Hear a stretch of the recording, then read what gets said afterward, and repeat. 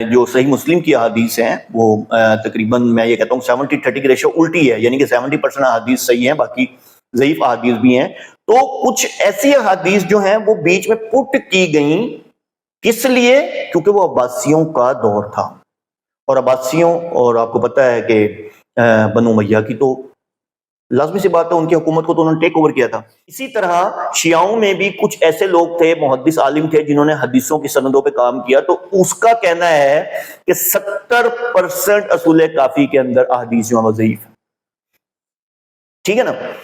اب بات جو میں آپ کو سمجھانا چاہ رہا ہوں، یہ بتانا چاہ رہا ہوں کہ دیکھیں 200 سال بعد احادیث کی بک لکھی جا رہی ہے، ہمارے ساتھ بہت ظلم ہوا ہے، ٹھیک ہے، اور یہ ظلم ہمارے ساتھ، یہ شیعوں نے تو کیا کرنا ہے، یہ تو خود پلانٹڈ ہے، ٹھیک ہے، ان کو تو خود ہمارے مذہب کے دو ٹکڑے کیے گئے ہیں، ایک شیعت مذہب بنا کے اور ایک سنی، تو ٹھیک ہے آلریڈی ہیں، ان میں فرقے ہیں، مسالک و علیحدہ چیزیں، یہ تو مذہب ہے، ہمیں پلانٹ کیا گیا ہے۔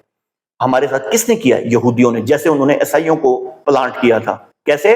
سینٹ پال نے عیسائیت کے اتنے مطلب فرقے بنا دیے تھے۔ تو اب اگر آپ گوگل پہ لکھیں گے نا عبداللہ ابن سبا، تو ساتھ لکھا آ جائے گا سیمز لائک سینٹ پال۔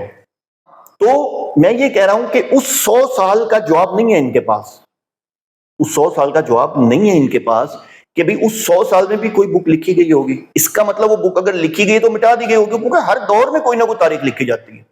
اعوذ باللہ من الشیطان الرجیم، بسم اللہ الرحمن الرحیم۔ معزز ناظرین السلام علیکم۔ ہم تو تمہارے ابے یزید کو کچھ نہیں سمجھتے، ناسبیو، ابو یزید بستامی کے ماننے والوں، ابو یزید بستامی اور ابو یزید شامی کے بھی یہ ماننے والے ہیں۔ کوڈ ورڈ میں میں نے بات کر دی ہے۔ جیسے کہ ابھی آپ نے ویڈیو دیکھی، میں آپ کو ابھی اس ویڈیو کے حوالے سے امپورٹنٹ بات بتاتا ہوں، لیکن پہلے میں آپ کو اکثر جو بات کہتا ہوتا ہوں اور بتاتا ہوتا ہوں کہ یہ انسان سنی لبادے کے اندر ایک رافضی ہے۔ کیوں؟ اب تو میں آپ کو اتنی ویڈیوز دکھا چکا ہوں اس کی کہ اب آپ کو میرے حساب سے اس معاملے میں کوئی شبہ رہنا نہیں چاہیے۔ اچھا، پھر منافق ہے۔ کیسے منافق ہے؟ کہ یہی انسان اپنے منہ سے معاویہ رضی اللہ تعالیٰ عنہ کی تعریفیں بھی کرتا ہے، معاویہ رضی اللہ تعالیٰ عنہ کے فضائل بھی بیان کرتا ہے، اور پھر جب اس سے سوال پوچھا جائے کہ آپ حضرت معاویہ کو رضی اللہ تعالیٰ عنہ کیوں کہتے ہیں، تو یہ کہتا ہے دل پہ پتھر رکھ کے کہتے ہیں۔ اور پھر ایک اس کی ویڈیو ہے جس میں یہ بتا رہا ہے کہ دیکھیں معاویہ رضی اللہ تعالیٰ عنہ نے تو حضرت حسین رضی اللہ تعالیٰ عنہ کے ساتھ کوئی زیادتی نہیں کی، کوئی معاملہ نہیں کیا، انہوں نے تو بلکہ ان کو سپیس دی۔ یہ ویڈیو اس کی اویلیبل ہے۔ ایک جگہ کا کہتا ہے کہ تمہارے ماموں نے حضرت حسین رضی اللہ تعالیٰ عنہ کو نعوذ باللہ معاذ اللہ شہید کیا۔ خیر، یہ اس ویڈیو کی بات کر لیتے ہیں۔ میں نے آپ کو بتایا نا کہ جیسے یہ حضرت معاویہ رضی اللہ تعالیٰ عنہ کے بغض میں، جسے کہتے ہیں اندھا ہوا ہے۔ اب آپ دیکھیں یہ الفاظ کیا بول رہا ہے، ابو یزید بستامی، پہلے یہ کہہ رہا ہے، ٹھیک ہے، اس کے بعد جان کے تنزن کہہ رہا ہے ابو یزید شامی، ٹھیک ہے نا۔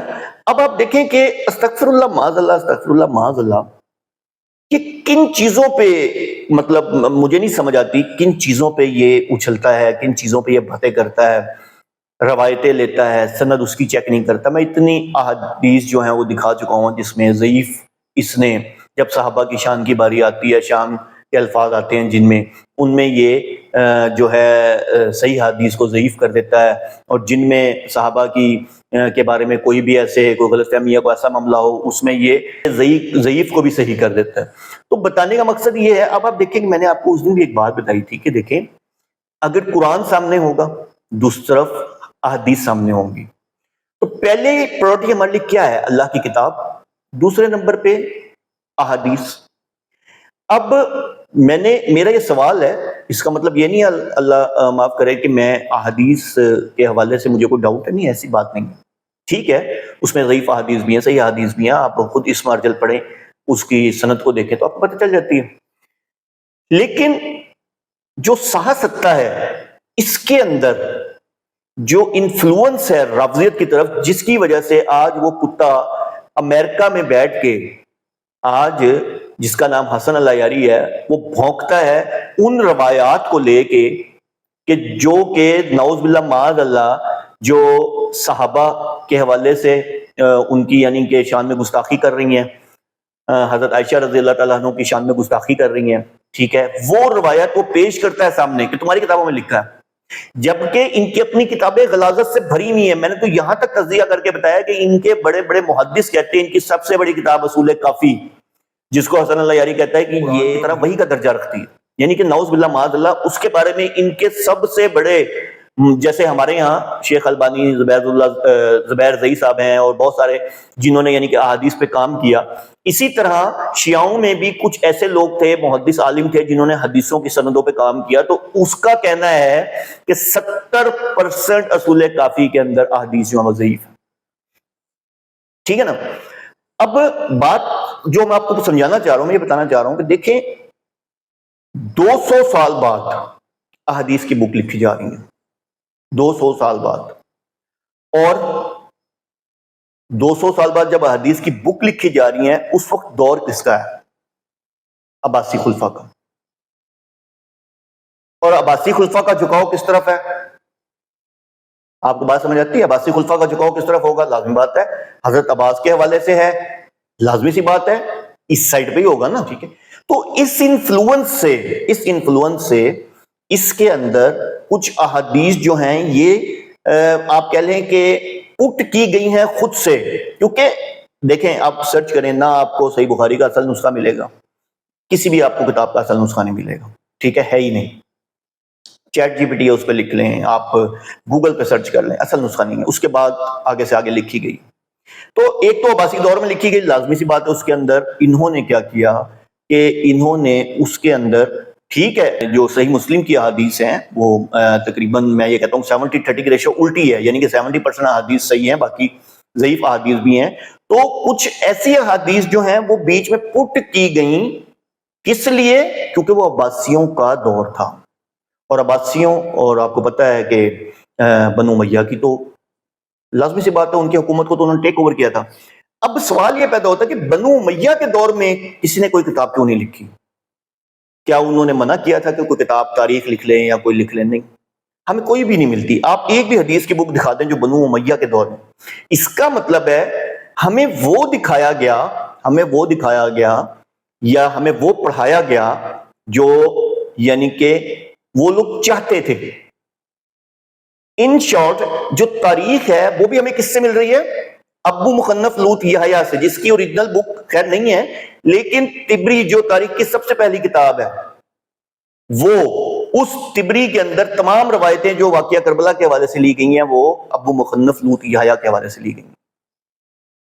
تو بتانے کا مقصد یہ ہے کہ دیکھیں، میں یہ نہیں کہہ رہا، احادیث الحمدللہ سنی صحاح ستہ کے اندر 70 اگر % احادیث صحیح ہیں، 30% ضعیف ہیں، اسی طرح ہیں، مطلب ٹھیک ہے، یہ تو ہوتا ہے، انہوں نے پھر لکھا بھی ہوا ہے، ساتھ اماموں نے باقاعدہ بتا دیا ہے کہ بھئی اس کے اندر کچھ ضعیف احادیث بھی ہم مینشن بھی کر رہے ہیں، پھر ان پہ جنہوں نے کام کیا انہوں نے بتا دیا کہ یہ صحیح ہیں، یہ ضعیف ہیں۔ جو اب صرف جو میں بات آپ کو سمجھانا چاہ رہا ہوں کہ یہ وجہ ہے جس کی وجہ سے آج انجینئر محمد علی مرزا جو ہے حضرت معاویہ رضی اللہ تعالیٰ عنہ کے حوالے سے شدید بغض کا شکار ہے، اور یہ وہ بغض لوگوں میں پھیلا رہا ہے، ٹھیک ہے نا۔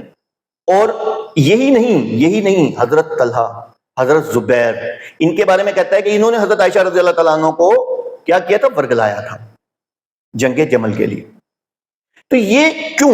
پھر حضرت عمار بن یاسر رضی اللہ تعالیٰ عنہ والی حدیث کو لے کے حضرت معاویہ رضی اللہ تعالیٰ عنہ پہ یہ الزام لگانا کہ وہ باغی جماعت جو تھی وہ امیر شام یعنی کہ حضرت معاویہ رضی اللہ تعالیٰ عنہ کی تھی، اس پہ میں نے مفصل ویڈیو بنائی ہے اور آپ کو ثبوت کے ساتھ دکھایا ہے کہ دیکھیں اس حدیث کو بھی سب صحیح کہتے ہیں نا، تو پھر المستدرک حاکم میں 2653 نمبر حدیث ہے، اس کو بھی سب صحیح کہتے ہیں، دونوں میں راوی سیم ہے، دونوں کی سند سیم ہے، دونوں میں سیم واقعہ ہے، لیکن لفظ کا فرق ہے، وہاں لفظ یوز ہو رہا ہے خوارج، کیونکہ بات ہی سمجھ نہیں آتی نا کہ باقی آپ کس کو کہیں گے؟ باقی کون ہوتا ہے؟ بغاوت پہ کون اترتا ہے؟ جو انکار کرتا ہے۔ انکار کون کرتا ہے؟ انکار اب اللہ کا باقی کون ہوگا؟ جو اللہ کا انکار کرے گا۔ تو اللہ تعالیٰ قرآن پاک میں فرماتے ہیں کیا تم لوگ غور نہیں کرتے؟ تو غور کریں، سوچیں۔